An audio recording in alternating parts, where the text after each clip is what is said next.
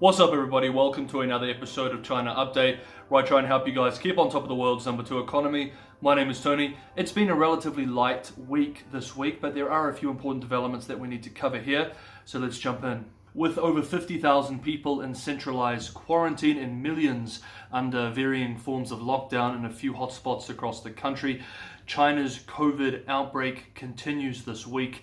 This stubborn Delta variant outbreak has not yet blown up to uncontrollable levels, nor has it been completely snuffed out. In the last video, we discussed the cause of this outbreak and the locations involved. Hit up the last video for those details.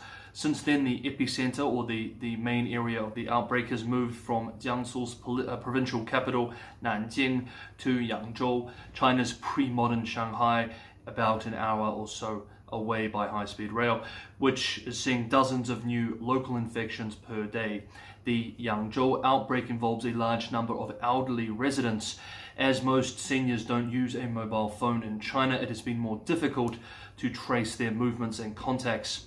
The super spreader event occurred in a large mahjong playing hall with the elders. Though China's incredibly aggressive zero-tolerance policy succeeded in snuffing out the original Wuhan outbreak, although this approach was only adopted weeks after the virus had spread overseas, it's difficult to say whether this policy can succeed against the much tougher and more stubborn Delta variant. Though zero tolerance does reduce loss of life and infection rates, the economic and social cost of the policy can be huge. For example, let me just give you one example of the high cost of the zero tolerance approach in the mainland. Due to one worker testing positive at the Ningbo Zhoushan port, the busiest port in the world in terms of cargo tonnage, operations representing 25% of all total work done at the port have been shut down, causing millions of dollars in disruptions to supply chains. But that's not all. Due to this one case, the government closed, quote, internet cafes, entertainment venues, cinemas, gyms, and religious places of worship in the district, end quote, put 800 people in strict managed quarantine and locked down neighborhoods of approximately 33,000 residents. Most concerning of all, the port worker that tested positive and kicked all of this off tested positive for coronavirus despite being fully inoculated with both doses of the Chinese-made Sinovac vaccine. There is now some debate internationally as to whether this zero-tolerance approach is sustainable for the PRC. It seems elite opinion in the mainland, however, is still more in favor of continuing its zero-tolerance policy, with some suspicious, perhaps even a little paranoid, of international advice. Quote, waving the banner of caring for China, the West, in fact, wants China to be in deep trouble. If COVID-19 causes more serious economic and social problems, the West can regain the advantage it has lost during its failed containment of the epidemic. China's path to contain COVID-19 hasn't followed the Western model, yet has managed to succeed. As successful as we are in terms of dealing with the epidemic, we should not let Western media fool us. End quote. However, it is not just people overseas that are suggesting a new policy in dealing with COVID should at least be tested. State media this week is reporting that a teacher in Jiangxi province was detained for 15 days after he suggested online that the government should drop the zero-tolerance policy in Yangzhou and lift the lockdown as an experiment to see what happens. He was arrested the following day for, quote, making inappropriate comments, end quote. In the last video, we discussed Beijing regulators going after the massive private education industry, a campaign that has resulted in huge losses for those with financial interests in the sector. We're starting to see the effects this is having on players in the industry. On Monday, 51 Talk, an online English education platform with around 30,000 Filipino teachers, said that it was immediately halting courses taught by foreign-based tutors to teenagers and children in the Chinese mainland. The major English education platform VIP Kid also announced that it is ceasing renewing classes for foreign-based teachers, a core part of its business. This week it was reported too that Wall Street English, a big player in the English learning industry for over 20 years, will be declaring bankruptcy. And it's not just big businesses that are in the headlights as well. Many small businesses are feeling the pinch. The Financial Times reports that over the last 3 months in Beijing, city authorities have taken over 13 for-profit primary and middle schools, as well as one high school, without providing any compensation. On Monday, the Beijing Municipal Education Commission said in a statement that during a recent inspection, 1 individual and 6 institutions were punished for offering unlicensed after-school tutoring that violated the new government regulations. More pain is on the way for businesses and professionals in what was a multi-billion-dollar industry.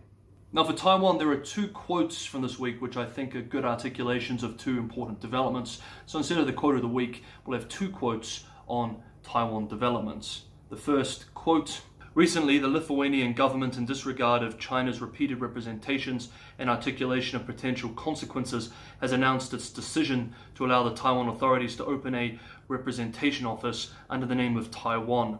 The decision brazenly violates the spirit of the communique on the establishment of diplomatic relations between China and Lithuania and severely undermines China's sovereignty and territorial integrity. The Chinese government expresses its categorical opposition to this move. China has decided to recall its ambassador to Lithuania and demanded that the Lithuanian government recall its ambassador to China. And the second quote, on Wednesday, the White House announced that US President Joe Biden will bring together leaders from a diverse group of the world's democracies at a virtual summit for democracy, to be followed in roughly 1 year's time by a second in-person summit. We warn Washington and the island that so-called democracy is not an excuse to safely push Taiwan independence. If Washington creates a scene in which Tai, here referring to the president of Taiwan, or the leader of Taiwan, depending on your perspective, attends the meeting with leaders of the US and other countries, it is to publicly recognize the island's status as a country, break the political status quo of the Taiwan Straits from the outside. Beijing will have no choice but to take resolute measures. We have repeatedly warned that if the US and the island of Taiwan cross the red line, the PLA fighter jets will fly over the island.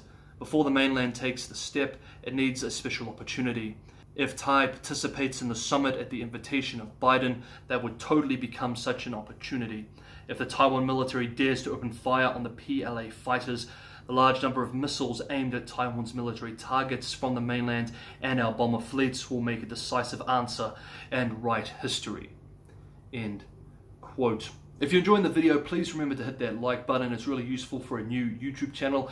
And if you do find this sort of stuff useful, if you think that you might be getting some value out of these updates, I release 1 per week, maybe consider subscribing. And I just want to take this opportunity to thank my Patreon supporters. Thank you so much for supporting this small channel and making it 100% subscriber supported. Thank you so much. According to the Moscow Times, more than 10,000 troops are taking part in the 5-day Interaction 2021 drills in northwest China's Ningxia autonomous region. According to Russian media, Russian troops will use Chinese-made weapons for the first time in history, representing another step forward in military cooperation between the PRC and Russia. State-run media in the mainland is framing these drills as a defensive response to, quote, US-led containment policy, end quote. Quote, as these drills go on, the military activities of NATO in the Black Sea and those of Quad member states in the South China Sea are also ratcheting up. If certain countries conceive a new Iron Curtain from the Atlantic to the Pacific via the Indian Ocean, the sound of artillery is the best answer to such plots. End quote. And last up, in a move that Canadian Prime Minister Justin Trudeau called, quote, absolutely unacceptable and unjust, end quote. This week, the PRC laid down a sentence of 11 years imprisonment for Canadian Michael Spavor under espionage charges. Many in Canada believe that Mr. Spavor was detained in retaliation for the Canadian arrest of Huawei CFO Meng Wanzhou for extradition to the United States to face charges of breaching Iran sanctions. The PRC strongly rejects this charge. Ms. Meng's extradition case, which among several other factors is placing much strain on the China-Canadian relationship, could take years to process if appealed. Okay guys, that's this week's China update. I hope you enjoyed it. Talk to you guys below and I'll see you next time.